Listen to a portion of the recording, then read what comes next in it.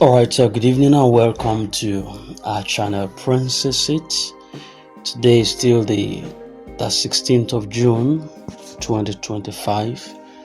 In the lee of our expectations, I believe that there comes a time in the course of our nation's destiny when the voice of God must rise above the noise of men. There also comes a time when warnings are no longer mere suggestions, but divine instructions that is delivered by fire, sealed by the heavens, and also commanded with urgency. And that hour, brothers and sisters, is now. Comrade Amicable, I beg your pardon, Comrade, what's the name again? Comrade Commander of Miracles. Yes, Comrade Commander of Miracles. Just stood amidst the ecosystem and with prayer burdened in his heart, which carries a divine intervention. He opened his mouth to say, "Thus saith the Lord," to all the NGO leaders, the CEOs, subscribers, pioneers, everyone, especially the leaders within the grand ecosystem, who should ensure that every agreement that you made concerning disbursement to the beneficiaries under you be fulfilled till later. In that tone, it wasn't just a mere suggestion. It wasn't an advice. To me, it appears more like a command, which is drawn from the deep well of God's justice and mercy, and a final warning for those who actually stand at the gate of destiny. When God is saying something through his servant or through any of his messengers, please try as much as possible to keep the word. There is a reason why. Fulfill every promise that you made to the beneficiaries under you. Uphold every commitment that you have entered into with them, especially those of them that are surrounding this long-awaited disbursement, for it is no longer about just money. It's about your integrity, your stewardship, and also the heaven's expectations upon your life. The days of manipulations are over, and the season of deceptions have expired. This is not the hour to play smart.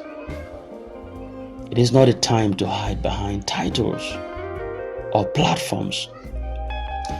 Whether you're a field coordinator, whether you're a CEO, a cluster head, a pioneer, a state director, or a central subscriber, whatever it is that you are, but you are in the position of leadership, your hands are under the watch of the Almighty. And woe betide that person who takes the portion of others and buries it under greed. I don't know whether you get me clear. Woe betide that leader who takes the portion belonging to another or to others and buries them under greed.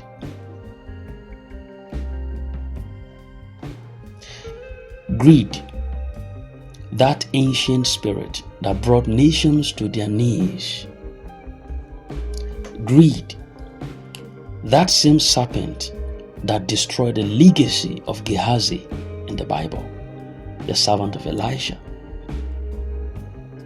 Greed, that unquenchable thirst that caused Judas Judas Iscariot to betray the master for 30 pieces of silver. It was great. Let that spirit be broken in the Grand Echo system. Commander of Miracles cried out that let every heart desiring to take more than what they deserve be arrested by the fear of God.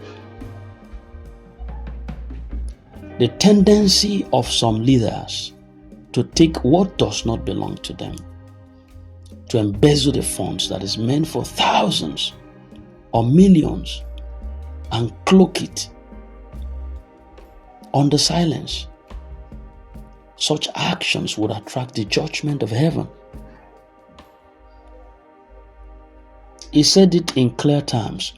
Don't eat any subscriber's money. You get why? You get why? You know, it's not your portion. It's not your right.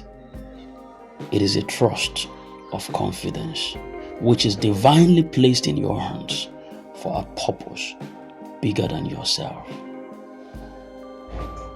Sometimes you don't give a hungry man money to keep for you, but by perspective or in perspective, sometimes you don't give a hungry man money to keep for you because he might use your money immediately and comes for excuse afterwards. But sometimes you can give a hungry man money to keep for you. You might be testing him. If he is able to keep it well, that might be the beginning of his liberation. Yes, remember that widow woman? Everyone has died just because of the famine. The widow of Zarephath. And she was only at the gate gathering sticks. They want to cook the last meal, and she and her son will join the ancestors in death. That was where she met the servant of God. And God's servant asked her, what do you have in the house? She was a faithful woman. She said, only a handful of meal. I don't have more than just a handful of meal and a cruse of oil. I think it was Elisha. He said, go and prepare my own first. Prepare a meal for me. It was like the last meal in the house. Go and prepare my own first. And when you are coming, bring a jar of water, a cruse of water for me to drink. She is standing between, what if I prepare for this man and nothing happens? But she believed. She didn't complain. She didn't complain. He said, as the Lord thy God liveth, that cruse of oil will not run dry, and that barrel of meal that was left would not also run dry until God sent rain upon the earth again. And she believed that. She went to prepare the meal. She prepared it for the servant of God and brought back to him. And the man of God finished it, ate everything. And she has fulfilled the part. And each time she goes back there to the store or to the kitchen, the meal is always there. It's always there, always available until the time, throughout the period of the drought, she ate in abundance. You could see a hungry woman tested by her faith. So she has to pass to live in abundance, and she has to fail to be in that particular, to continually be, to join the ancestors. So that was the test of faith. It was the test of faith. And she has to do what is right. So sometimes you could keep your fund in the hands of a hungry man to test the faithfulness of that person. And that could be the journey of a lifetime for success. That is the case of this ecosystem. Everybody's hungry with it. That's why you see, for every update, everybody wants to know what's the next line of action. For every information, everybody wants to know what is up there. Because some, it was their life savings they plunged in there. Some, it was their pension. Some, their gratuity. Some, their school fees. And so everyone is agitated. They are interested. But to say, this could be a test of faith. So to all the leaders that would be handling funds when this money is disbursed, don't let greed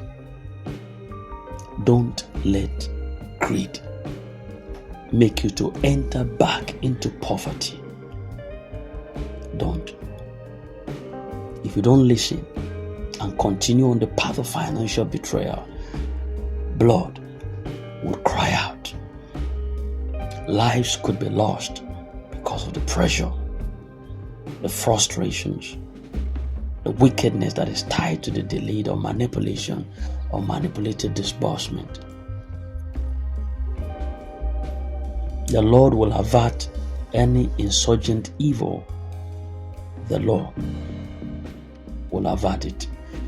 And in His words again, He lifted up every CEO, every NGO head, every team head who has been entrusted with funds and cried to God that may they not end this journey with curses from those they disappointed or they mean to disappoint.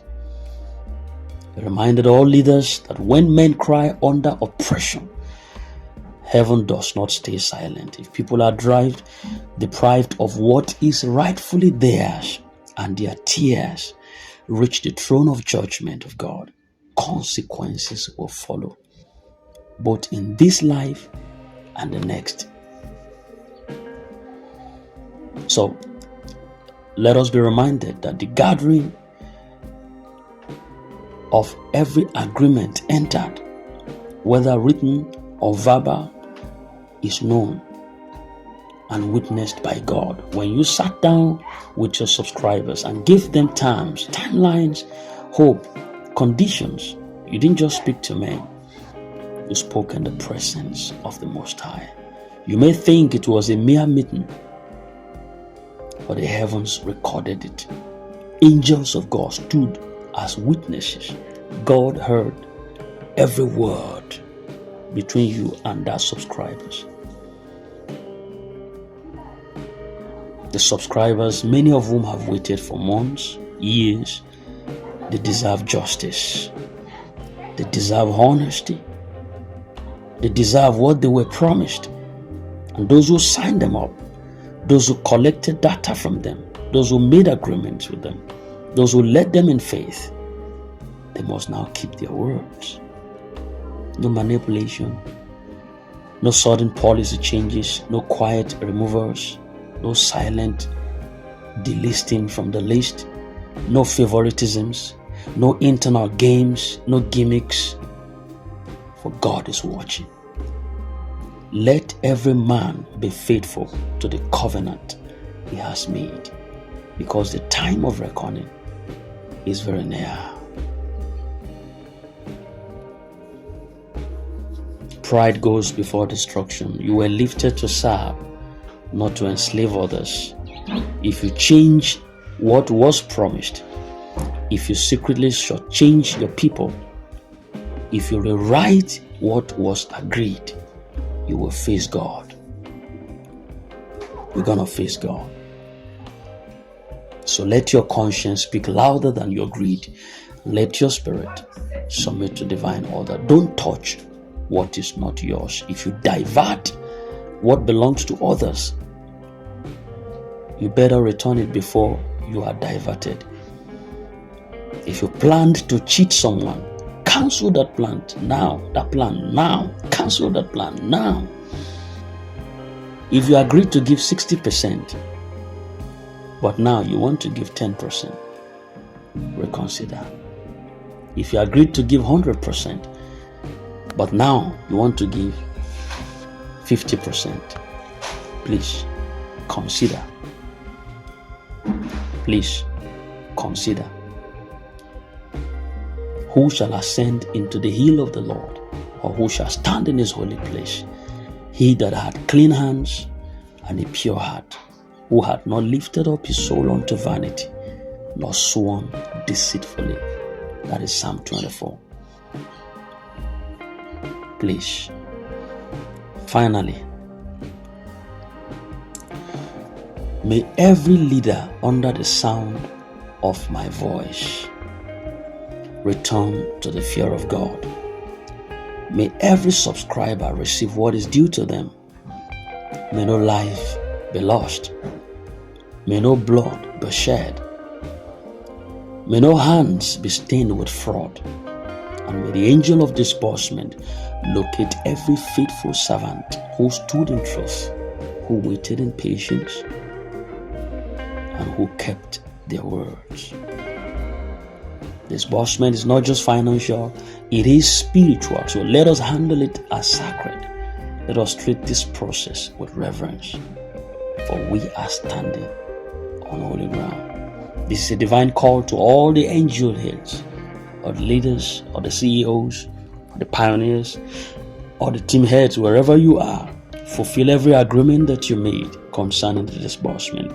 Do not manipulate it. Do not reduce it. And do not divert it. God is warning. Heaven is watching. The earth is going to respond. Let us be found faithful. I rest my case. This is Prince Isaac channel. In case you're new, subscribe and punch in the bell so that you don't miss out on vital updates. We love you and do have a nice night rest. We are still within our expectation week. God bless you.